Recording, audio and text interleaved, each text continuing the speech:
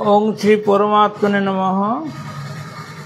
गंजाम जिला सानखमुंडी ब्लॉक मलाहंजा पंचायत अंतर्गत नुआड़ निवासी मु श्री लडुकिशोर पंडा। मोर कर्मकांड ज्योतिष धर्म स्मृतिशास्त्र उपरे साधना। वर्तमान आज आम निरूपण करवा धर्मशास्त्र सावित्री अमावास्या नहीं। सावित्री अमावास्या प्रतिवर्ष ज्येष्ठ कृष्ण अमावास्या दिन पड़े।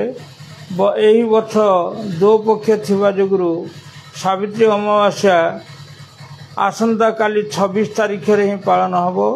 जेहेतु चतुर्दशी दिवा 12 घंटा पर्यंत रही तापरे अमावास्या लागुथिया जोगुरु सावित्री अमावास्या मध्याह्न काल व्याप्त थिबा जोगुरु मध्याह्न काल उपस्थित। तेणु काली की सावित्री अमावास्या पालन कराहबो। पर दिन अर्थात 27 तारीख दिन सकाल 8 घंटा 27 मिनट पर्यंत रही मध्याह्न नथियारू पर दिन अमावास्या प्रयोज्य नुह। यही सावित्री अमावास्या हिंदू धर्मर महत्व उद्देश्य सधवा स्त्री माने यही व्रत पालन करती। यही व्रत पालन करने सधवा स्त्री माने सबुले स्वामी हित चिंता स्वामी आयुष और स्वामी स्नेह ममता करिथांती। जेहेतु आमर पुराण शास्त्र रे सत्यवान स्त्री सावित्री सत्यवान दीर्घायु कामना करने से नारदंकर परामर्श रे प्रतिदिन जिमिति मृत्यु मुखर बंचीबो से उद्देश्य नहीं सावित्री एक मास धरी सावित्री व्रत अमावास्या विहित धर्म पालन करथिले। से ही धर्म रे महामृत्युंजय शिवंगर पूजा आराधना भगवान नारायण पूजा आराधना जमंगर पूजा आराधना और लक्ष्मी सरस्वती ब्रह्मा सावित्री पूजा आराधना उपासना करी मासे बिताई थिले। जो दिन मास पूर्ण हबो से दिन यही ज्येष्ठ कृष्ण अमावास्या उपस्थित होइथिला। से दिन सत्यवान मृत्युर दिन। तेणुकरी सत्यवान को बचाया से आप्राण चेष्टा नहीं थिले। सत्यवान प्रतिदिन वन को जाई काठ संग्रह करी बिकी जीवन यापन करुले।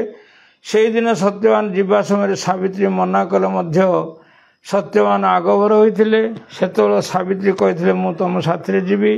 शाशु ससुर स्वामी अनुमति नहीं सत्यवान सह से वन को गमन करथिले। काठ हाणिवा समय रे सत्यवान मृत्यु होइथिला।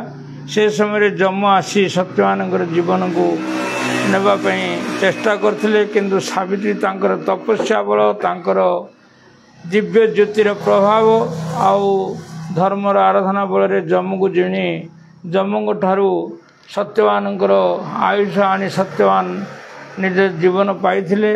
तेणुकरी से दिन ठारू यही सावित्री व्रत पालन कराए।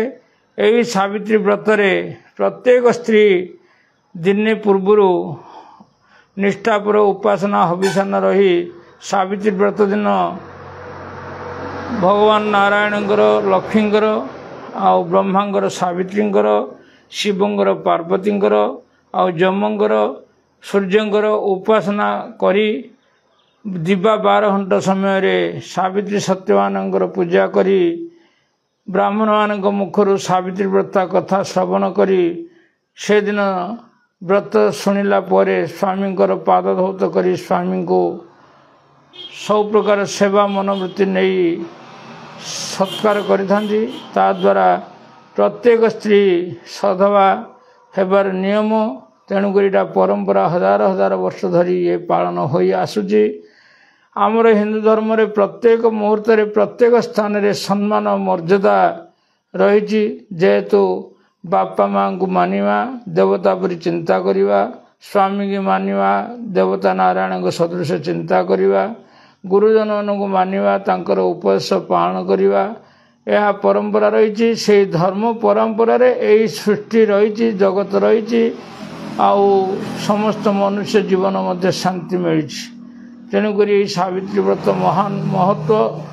तेणु प्रत्येक व्यक्ति के अनुरोध आप स्वामी की निजर नारायण स्वरूप माने तांकर सेवा जागृत करंतु सत्कार करंतु आ निजर सिंदूरर महत्व काचर महत्व जेपरी रहिबो से चेष्टा नियंतु आ सबले आमर आध्यात्मिक चेतना मार्ग में ब्रह्मा विष्णु महेश्वर आ पार्वती लक्ष्मी सरस्वती पूजा आराधना करंतु।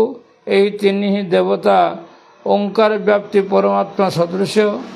तेणु समस्त अनुरोध यही सावित्री व्रत पालन करंतु, स्वामी को मर्यादा रखंतु, सास ससुर सेवा करंतु, गुरुजन सेवा करी आशीर्वाद नियंतु। यही धर्म ए नीति रे चलिले आमर संपूर्ण भाव में धर्मर प्रभावटा बढ़िबो आ निजर सत्व मर्यादा रहिबो आ समस्त सुखी रहिबे।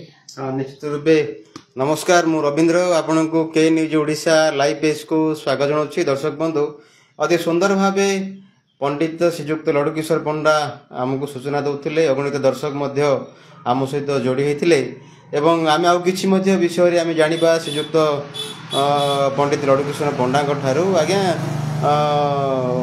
सावित्री अमावास्या गोटे परंपरा रही जे बापा घर शाशु घर को झील घर को किसी भार दि जाए। एमतीका परंपरा आमर ओडिशा रे एवं आमर यही अंचल रे देखा जाए अत्यंत विरल।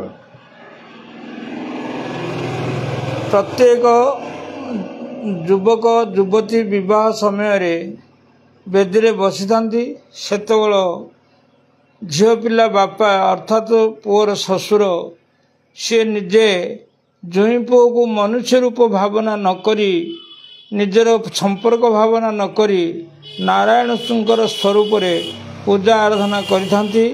आ पूजा आराधना करी तांकर जन्मित लक्ष्मी परी झील को से पुरुष हाथ रे नारायण हाथ रे अर्पण करिथांती। तेणुक सबले नारायण चिंता नियंती। आउ निजर झील स्वामी सेवा करी स्वामी दीर्घायु कामना करी सधवा रही सती साध्वी हेबा पई चिंता करिथाए। तेणुकरी से उद्देश्य रे मन पकाइबा पालन करिबा ए उद्देश्य नहीं बापा माँ चिंता करी बा भाई माने चिंता करी भौणीर सबले सधवा सिंदूर और काचर दीर्घायु कामना करी बापा माँ झीर जुईर दीर्घायु कामना करी भार पठे थांती। सेही भार रे आमर परंपरा रही आमर कौन खाद्य सामग्री न होई जेपरी मुनि ऋषि माने बण रही बणर फलमूल खाद्य स्वरूप ग्रहण करती सबले भगवत पूजा करती।